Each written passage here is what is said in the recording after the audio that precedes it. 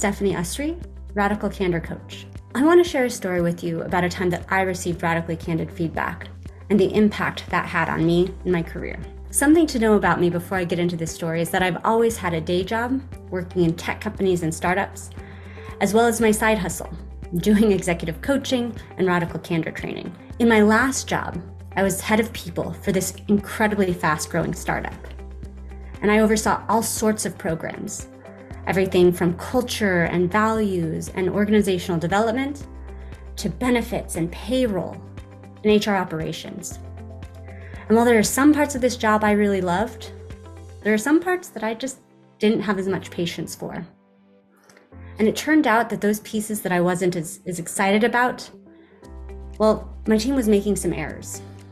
And I had received feedback about it in small bursts, but I didn't really change any of my behaviors. Now, one day, my boss, the CEO, and I sit down for our one-on-one. And she looks at me and she says, "Steph, I am amazed at the way that you've helped grow this business.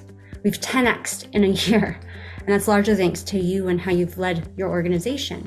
But the thing is, Steph, I'm not sure if you really want this job. While you're really good at the culture and the leadership side, the mistakes your team is making when it comes to operations and things like payroll, they're getting more and more egregious. And frankly, the fact that the equity grants were wrong, that's a problem too big to overlook." And she said, "I've thought about this and I wonder if you really want this job. Do you really want to be a head of people? Because if so, you've got to be good at everything. You can't just pick and choose. And look, Steph, if not, that's okay. I'm going to support you, but I need you to make that choice. You've either got to double down and make sure these errors don't happen, or we've got to talk about looking at a transition." When I heard this feedback, I was furious. I had been advocating to get more support for my team. I had told them when I was hired that those weren't my areas of expertise, and now they were holding it against me. And so I fought her, and she listened. And she said, "I hear you, but I need you to decide.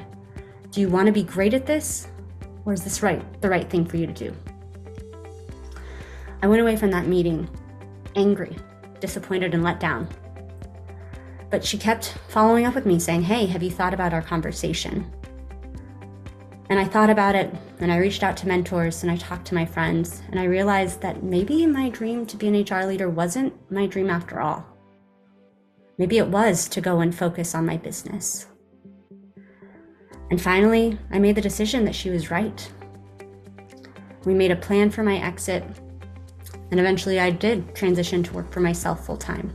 Now, if it wasn't for her being willing to give me that incredible direct challenge to make a choice to do better or to make a choice to get out, I don't know that I ever would have had the courage to leave and work for myself. And look, I see clients all the time who are confronted with this feedback and they choose to fight for that job.